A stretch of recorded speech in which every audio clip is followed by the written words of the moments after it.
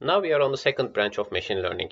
Unsupervised machine learning algorithms infer patterns from a dataset without reference to known or labeled outcomes. Unlike supervised machine learning, unsupervised machine learning methods cannot be directly applied to a regression or a classification problem because you have no idea what the values for the output data might be, making it impossible for you to train the algorithm the way you normally would. Unsupervised machine learning means to uncover previously unknown patterns in data, but most of the time these patterns are poor approximations of what supervised machine learning can achieve. Additionally, since you do not know what the outcomes should be, there is no way to determine how accurate they are, making unsupervised machine learning a bit less applicable to real-world problems.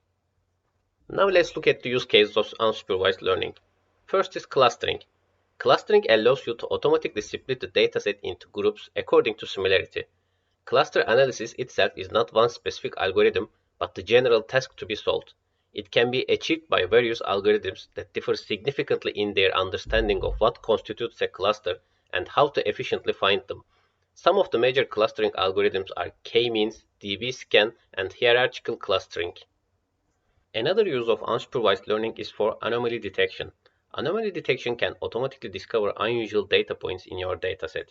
This is useful in pinpointing fraudulent transactions, discovering faulty pieces of hardware, or identifying an outlier caused by a human error during data entry.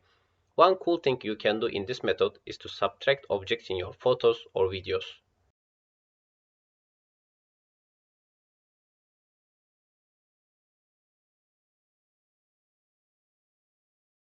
Or you can do the vice versa and subtract the background from your image and use what's left for object detection.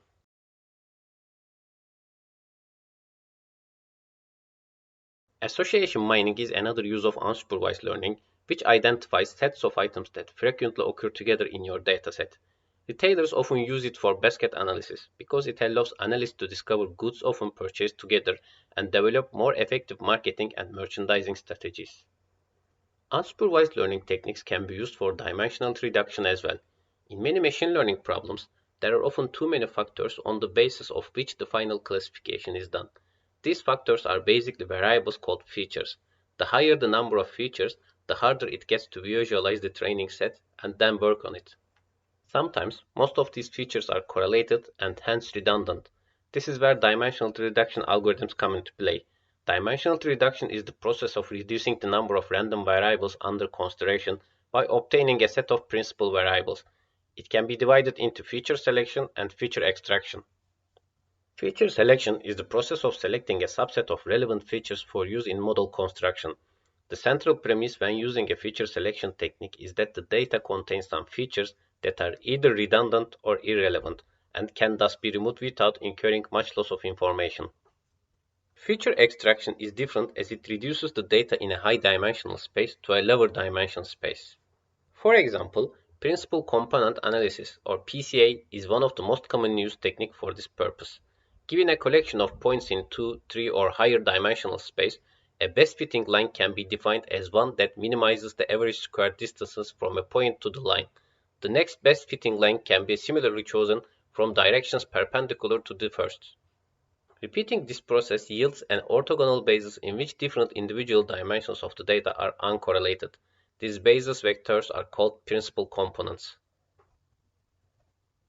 I won't go into full detail with these algorithms as they are not as exciting as neural networks and there are fewer applications of them. So that's enough for unsupervised learning and I hope to see you in our next video where we start a new more interesting subject.